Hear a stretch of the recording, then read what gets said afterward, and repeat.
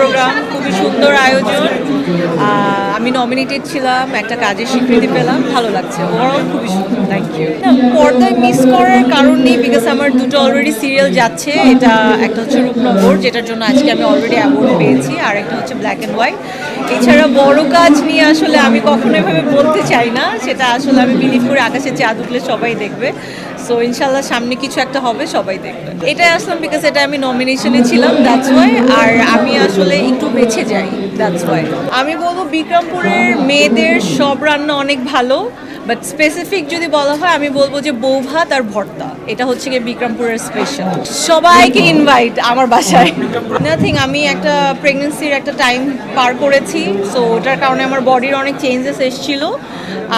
But আপনারা সবাই জানেন আমি অল টাইম অনেক ফিট ছিলাম, বাট প্রেগনেন্সির সময় হরমোনাল কিছু চেঞ্জের জন্য এটা সব মেয়েদেরই একটা বডিতে চেঞ্জেস আসে।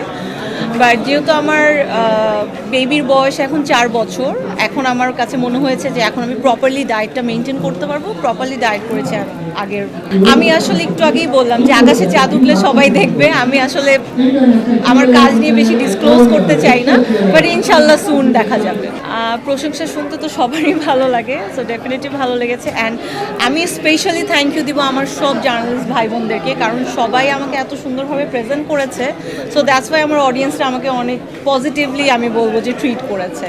So all credit goes two, আমার যতটুকু ক্রেডিট আছে বলবো আমার ফিটনেসের পেছনে, আমাকে প্রপারলি প্রেজেন্ট করার পিছনে আমার সব সাংবাদিক ভাই বোনদের অনেক বেশি ক্রেডিট। কারণ আমি সবসময় বিলিভ করি যে আমার সাংবাদিক ভাই বোনরা ছাড়া আসলে আমরা আর্টিস্টরা কেউ না। So all credit goes to you guys. খুব একটা কষ্ট হয়নি আমি বলবো, যেহেতু আমি এখন মাদার। সো মাদারহুডটা আসলে একটু ডিফিকাল্ট, চাইলেই আসলে হুট করে ডায়েট শুরু করা যায় না। বেসিক একটা সার্টেন টাইম আমার সময় দিতে হয়েছে। এরপরে যে আমি আবার আগের যে ফুড হ্যাবিটে ছিলাম ওই ফুড হ্যাবিটে মেনটেন করেছি।